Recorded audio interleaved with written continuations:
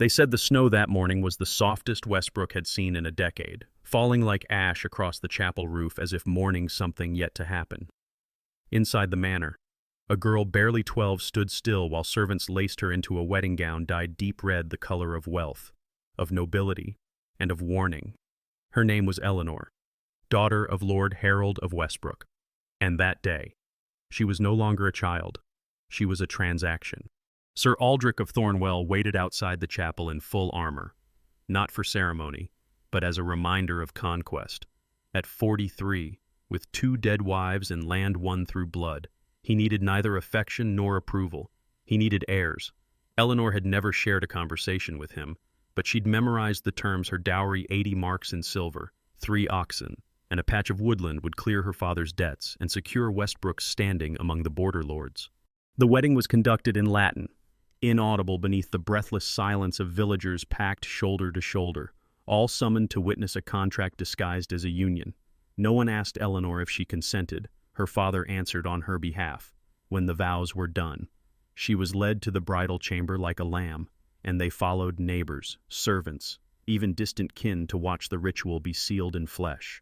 It was not about love. It was never about love. Underneath the high, vaulted ceiling of Westbrook's great hall, with its timber beams darkened by age and smoke, Eleanor sat beside her new husband in silence. The wedding feast roared around them, laughter, clinking goblets, the off-key tune of a drunken lyre, but she tasted none of it. Roasted venison steamed on the trenchers, gilded apples glistened under beeswax candles, and still her fingers trembled in her lap, clenched tight beneath the table where no one could see. Her hands were too small for the rings they'd given her. They kept slipping. Sir Aldrich drank deeply, loud and proud, his beard soaked in wine. He laughed at the ribald toasts, at the baron's flattery, at the jester's mimicry of holy men. Now and then, he laid a heavy hand on Eleanor's shoulder, not cruelly, but as one might pat a dog who'd done a good trick. His touch was not unfamiliar to her. He had kissed her once, 2 days before the ceremony. When the contracts were signed, it had not felt like a kiss, it felt like something claimed. She hadn't cried, not at the church, not when the veil was lifted, not even when her mother turned her face away at the chapel steps. Eleanor had learned early that tears gained nothing. But as the evening drew on and the bedding ceremony approached, her stomach coiled into something tight and hot, like iron left too long in flame. One of the chambermaids came to fetch her, a woman Eleanor knew from childhood, now reduced to addressing her as my lady. That woman whispered nothing. She only nodded toward the stairs. The bedroom had been prepared with brutal care. Fresh linens, sprigs of lavender tucked under the pillow, a basin of warm water already cooling in the corner. In the hearth, a fire hissed low, casting red shadows across the walls. Eleanor stood beside the bed, her feet bare on the cold stone, while the women of the household undressed her in silence. Her gown was unbuttoned, her shift drawn over her head. No one met her eyes. They wrapped her in a sheer linen robe and stepped back. Then the doors opened, and the men came in. First her husband, his armor shed, wearing nothing but a linen shirt and a belt with a dagger.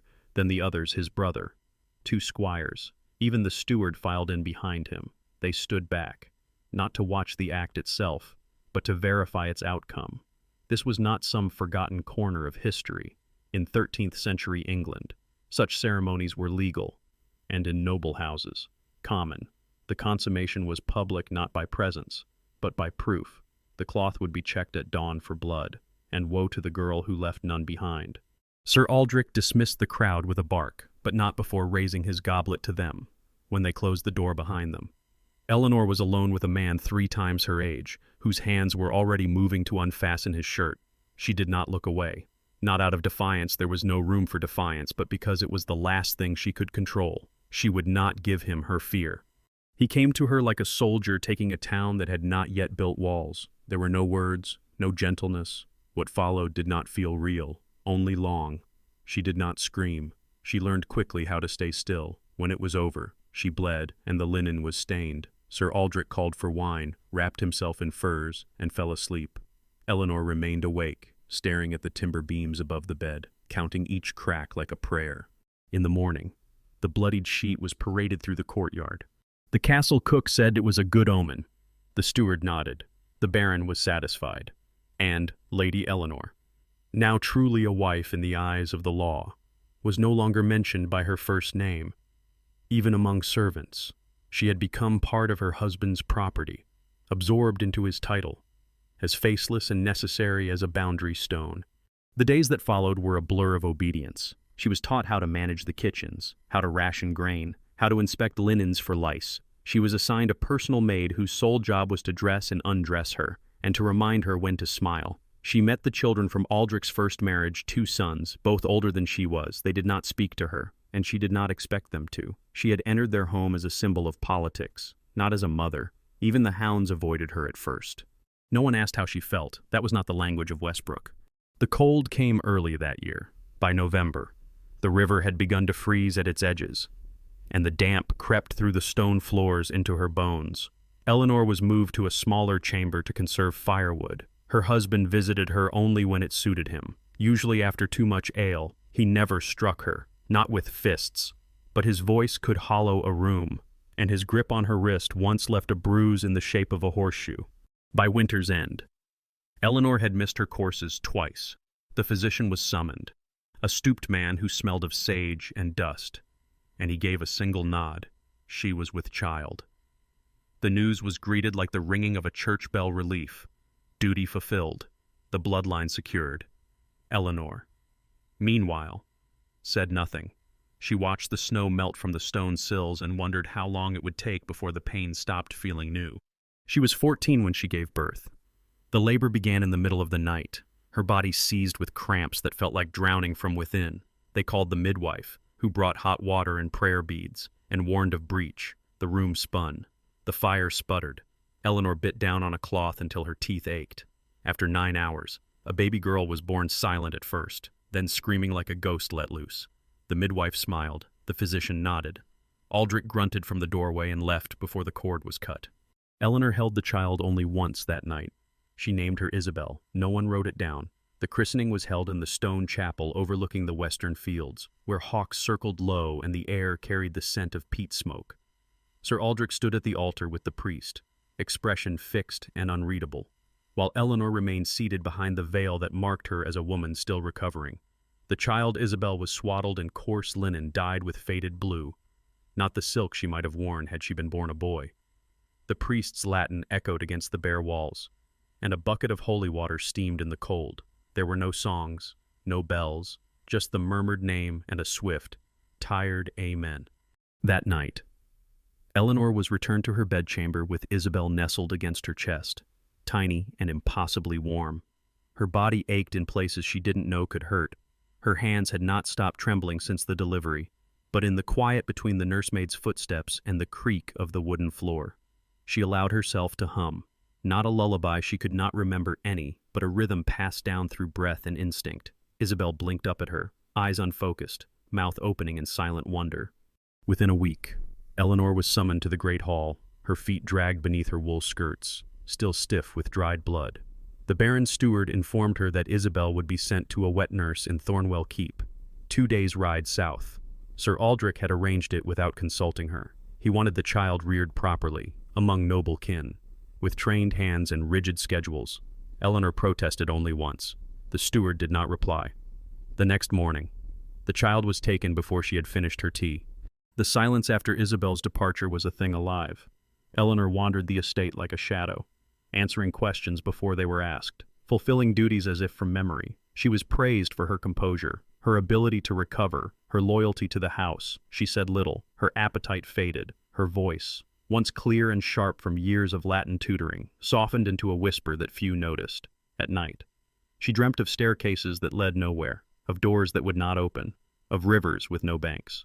By spring, she was with child again. This time, she did not weep, she said nothing. Even as her belly swelled and the midwife returned with herbs and linens, Aldrich did not acknowledge the pregnancy, except to comment once at supper that perhaps this one would be a boy. His eldest son scoffed into his goblet, and Eleanor studied the silverware to avoid their eyes.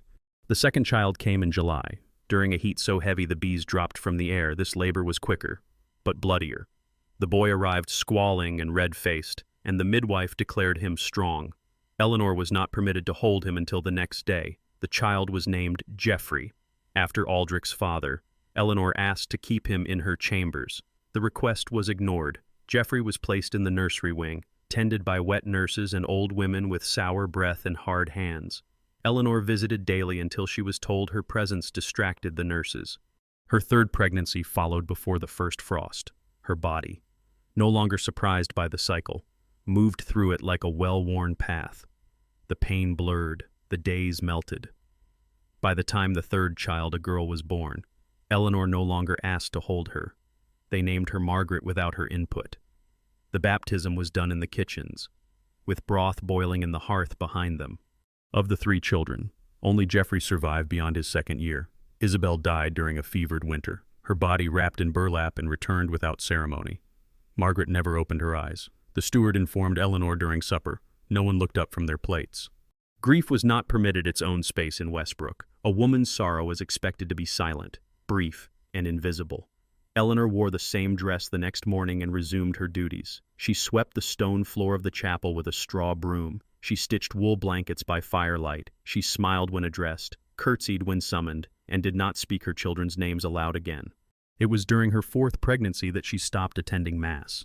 Whispers began, carried between laundresses and pages, that Lady Eleanor had grown cold, that she no longer answered when spoken to, that her chambers were too quiet. A priest was summoned to question her spiritual obedience. He left her room looking pale. No penance was issued, but the chapel door was locked each evening thereafter, and Eleanor was given a new maidservant who was instructed not to leave her alone. The isolation grew heavier than the pregnancies. She no longer wrote letters. She had once kept a journal, hidden beneath her linens, but it vanished after Margaret's death. The castle walls seemed to lean inward, her world reduced to a handful of corridors, the smell of boiling barley, and the metallic taste of duty. Even the seasons stopped mattering. Rain fell the same way blood did, quiet, expected, without consequence. Some nights, she would sit by the window with a cloak pulled tight around her shoulders, staring out over the moors where foxes hunted under the moon. She imagined walking into that field and never turning back. But there were no roads for women like her, only doors that locked from the outside. The 4th child arrived in silence, a boy who never cried. He was born during a rainstorm so violent the eastern wing of Westbrook flooded, and water crept beneath the chamber door while Eleanor labored. The midwife's face said more than her mouth ever did. They wrapped the infant in wool and carried him from the room before Eleanor could ask his name. No one told her where he was buried. She never asked again. After that, her body changed. It no longer carried children. The bleeding stopped for months at a time, then returned without rhythm. The physician claimed it was the consequence of overuse, though he used different words, softer, less accusatory. Eleanor understood all the same. She was 26, and her usefulness had already faded.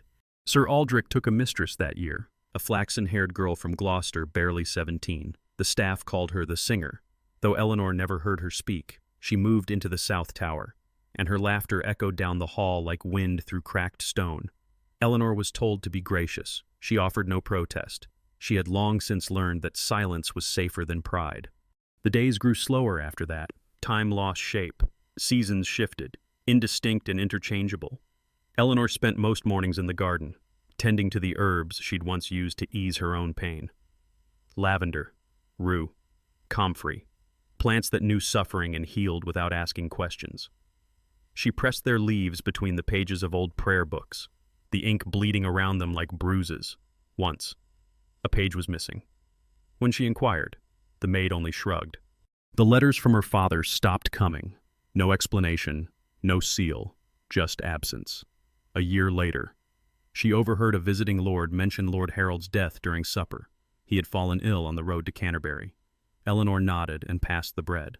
Her last friend among the staff was an older woman named Brenna, who had served her since she was a girl. Brenna spoke less and less as the years passed, until one morning she simply did not return. When Eleanor asked the steward, he replied that Brenna had taken vows at a nearby abbey. There was no confirmation, no visit allowed, just another absence folded into the walls. One evening, during Lent, Eleanor wandered into the chapel. The door had been left unlocked by mistake. The candles were unlit. Dust lay thick on the altar cloth. She knelt, not to pray, but because it felt familiar. Her knees remembered the stone. She traced the etchings in the wood with her fingers and whispered Isabel's name into the dark. The silence that answered was complete. That same week, she found the locket. It was buried in the bottom of a chest in the south tower, beneath old garments and a moth-eaten cloak, a silver oval, no larger than her palm, tarnished and cold. Inside was a curl of blonde hair tied with thread. She recognized it at once, Isabel's, cut from her first bath, when Eleanor had refused to let the nursemaids do it. She had hidden it herself, years ago, in the only place she thought no one would look. She never told anyone, yet here it was, in a chamber that did not belong to her. That night, Eleanor did not sleep. She sat upright in bed until the fire burned low, then wrapped herself in a cloak and moved through the corridors barefoot. The castle was quiet, save for the distant murmur of guards and the restless shift of wind outside. She passed the nursery, now empty, and paused before Geoffrey's chamber. The door was shut, locked from within. She listened for breath, nothing. In the morning, she confronted no one.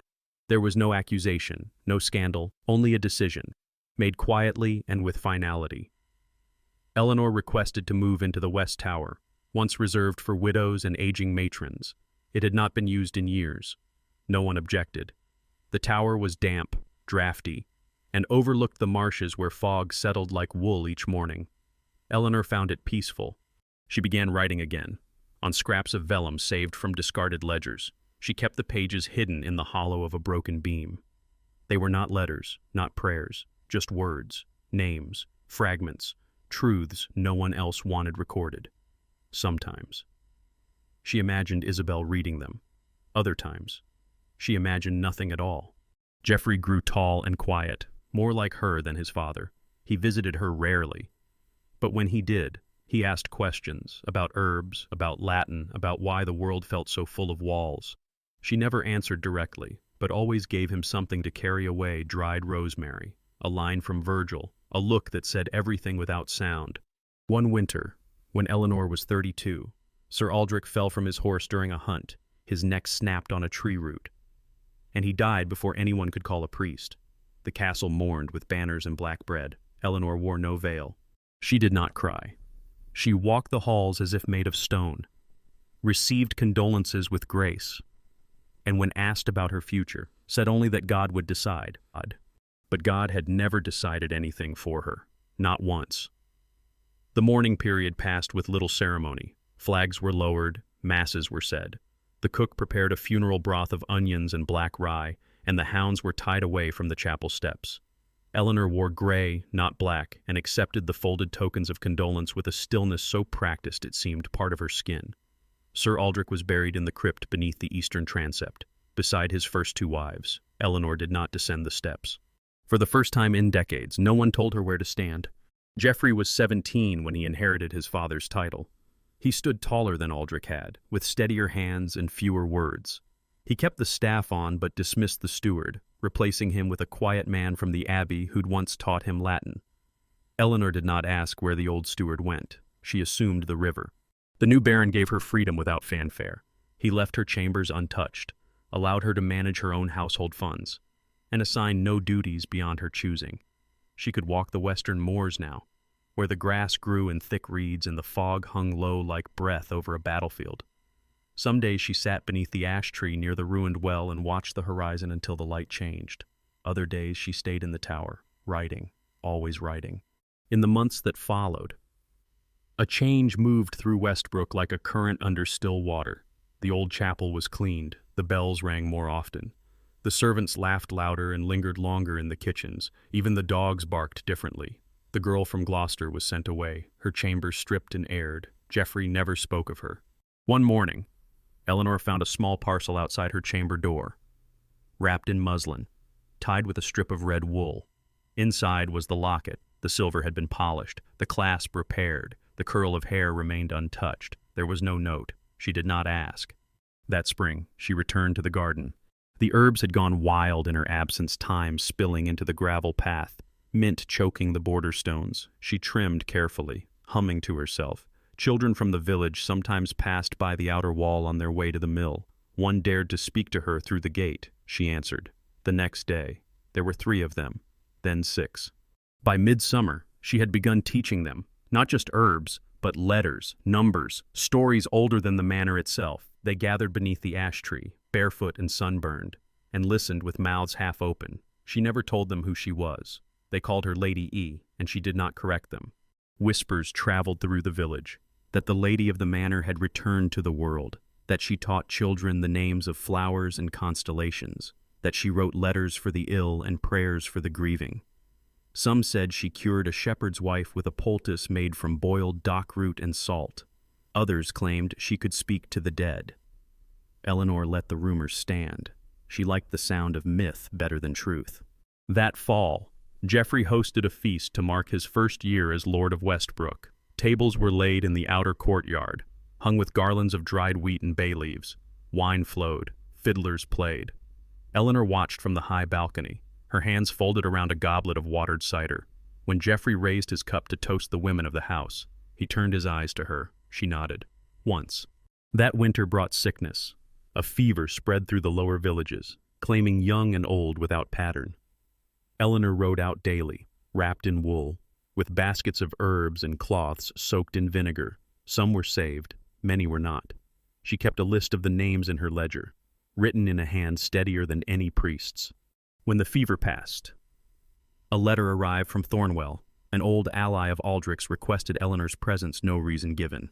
Geoffrey read the letter twice before passing it to her. She burned it in the hearth.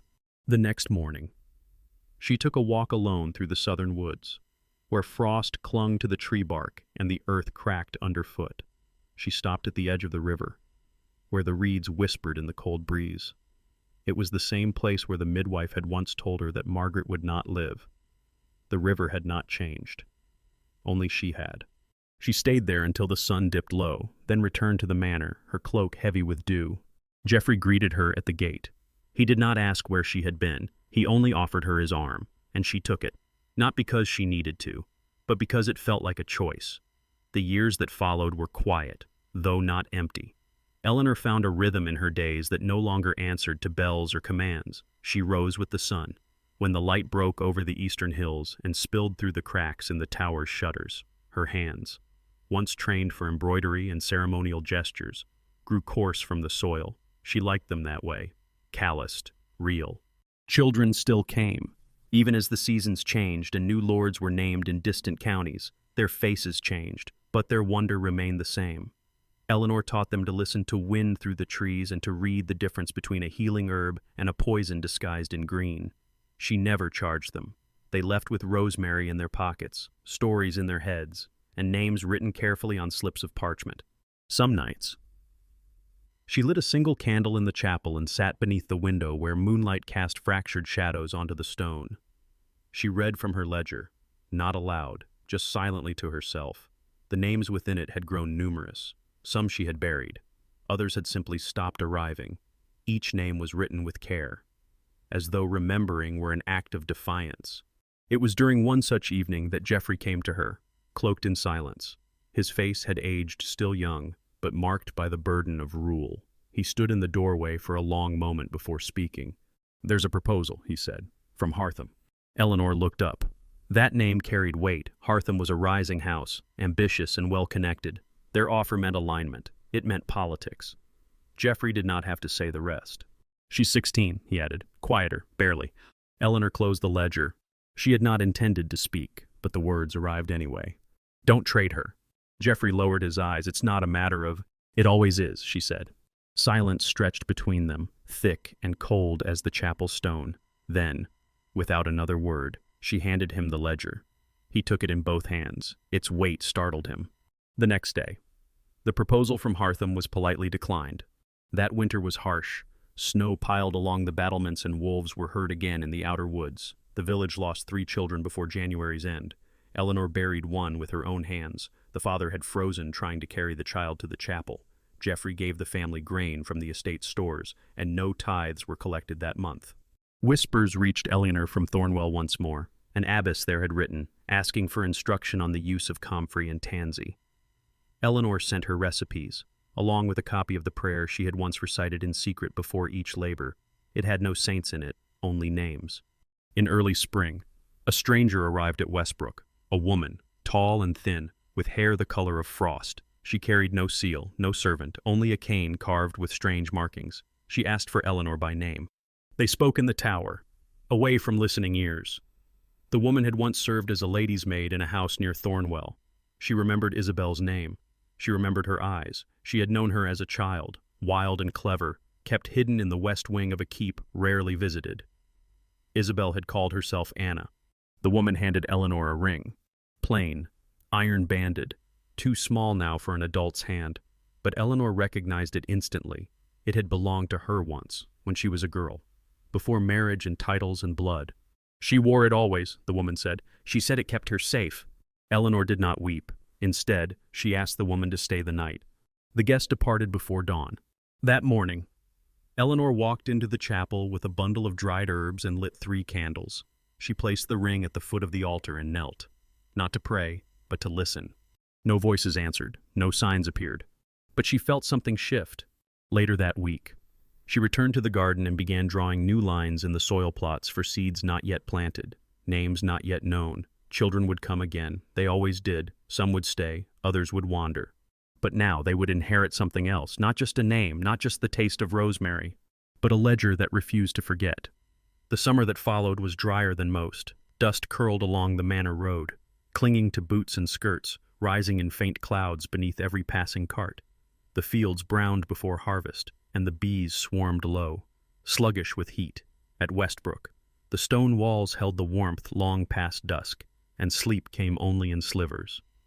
Eleanor spent her nights by the open window, watching the constellations drift westward, one familiar star at a time. Some children knew their names now, thanks to her. The garden had matured. The new rows she'd marked in the soil had begun to sprout, dill and borage, creeping thyme, foxglove for careful hands. She took care to label them in both Latin and the local tongue, carving the names into smooth stones and pressing them deep at each row's base. She taught the children to match the names to their uses, but also to their stories: the bruised petal for heartbreak, the bitter stem for warning, the white bloom for memory. Each herb held more than function. They carried the shape of those who came before. Geoffrey traveled more often now, summoned to courts and councils. He returned with news of distant deaths, shifting borders, and whisperings of rebellion. He confided none of it to the staff. But Eleanor read it in the way he walked slower, guarded, like a man who no longer trusted the floor to stay firm. She offered him nothing but bread and a basin of warm water. He took both with gratitude. Once, during a late summer storm, a lightning strike split the old ash tree near the well. It cracked down the center, blackening half the trunk and leaving the other untouched. The children gathered around it in silence the next morning. Eleanor said nothing, but later she retrieved the iron ring from the chapel and buried it at the tree's roots. No one saw. No one asked. The ledger continued to grow, pages stitched from scraps, margins filled with more than names, now descriptions, places, signs noted in the sky, lines of dialogue recalled from memory. It had become a map of what the world refused to say aloud. Eleanor kept it wrapped in oilcloth beneath a stone loose in the tower wall.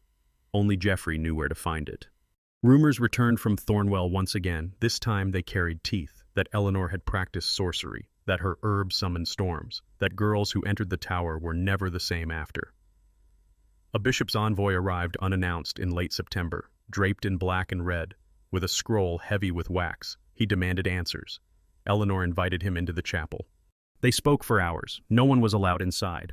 When the envoy departed, he did not return to the church. He rode west without speaking a word. That night, candles burned in every window of Westbrook. The children were sent home early. Geoffrey said only, "We're done with bishops." That winter, Eleanor fell ill. Not sharply, not suddenly, but like a candle burning lower than usual. Her walks shortened. Her hands lost grip on tools. She still taught, but from the bench beside the sundial, wrapped in furs, her voice slower, rasping around syllables. She laughed when she couldn't finish a sentence. The children laughed with her. No one told her to stop. She knew it would not reverse. On her last day outdoors, she returned to the ash tree, now leafless, hollowed but still standing. She leaned against its trunk and traced the burnt bark with her fingertips. Somewhere inside it, beneath layers of soot and sap, the iron ring remained. That night, she asked Geoffrey to bring her the ledger. He did, without question. She opened to the final page. Then, with slow and steady care, she wrote a name no one had ever dared say aloud, her own. The morning she passed. The mist hadn't lifted from the marshes. The manor stood quiet, wrapped in the hush that comes just before a storm, though no rain ever came.